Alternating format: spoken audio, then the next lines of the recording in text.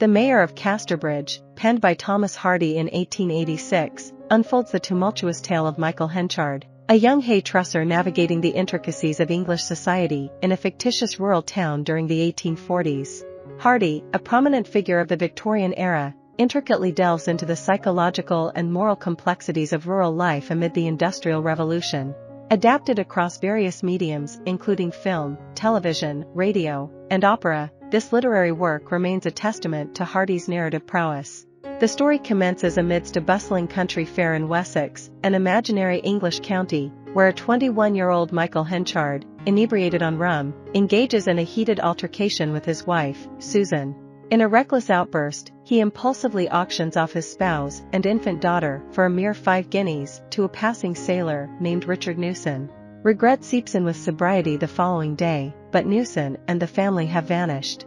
Vowing abstinence for 21 years, Henchard embarks on a journey marked by success as a grain merchant and ascension to the mayoralty of Casterbridge, concealing the shame of his past beneath a facade of widowerhood.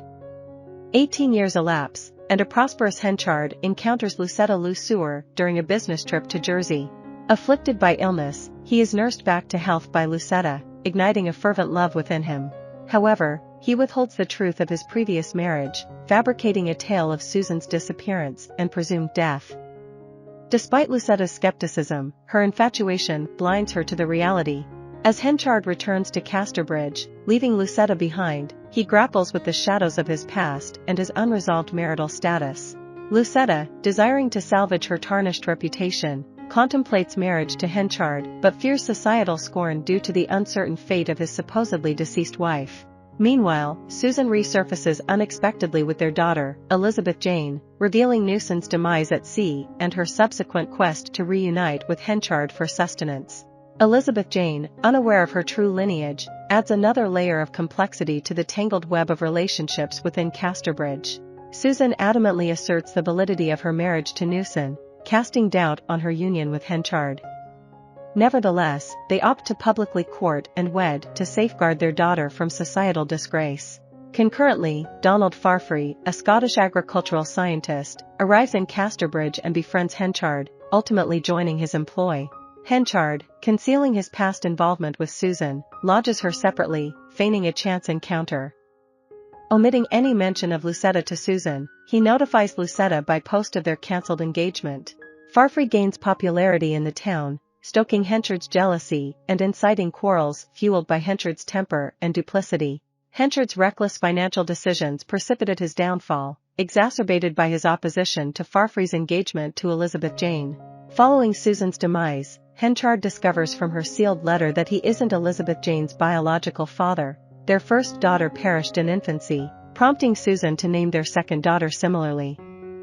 Despite this revelation, Henchard harbors resentment towards Elizabeth Jane, concealing his true paternity. Lucetta, inheriting a substantial sum, relocates to Casterbridge and endeavors to rekindle her relationship with Henchard, who resists due to societal impropriety. Inviting Elizabeth Jane into her home, Lucetta seeks to entice Henchard's visit. Meanwhile, Farfree, unaware of Lucetta's intentions towards Henchard, falls in love with her, reciprocated in kind.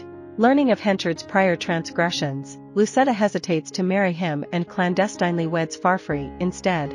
Henchard's credit plummets, prompting him to liquidate his assets and revert to alcoholism, causing public embarrassment. Farfree, out of pity, purchases Henchard's former enterprises, deepening Henchard's animosity towards him.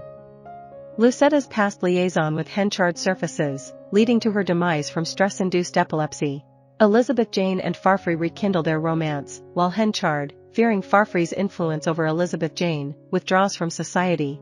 Upon Newson's return, Henchard falsely informs him of Susan's demise, consumed by shame and self-loathing. Departing Casterbridge, Henchard witnesses Farfree and Elizabeth Jane's nuptials before succumbing to death, alone and remorseful. I hope you enjoyed this video. Leave a like if you did and be sure to subscribe. Thank you.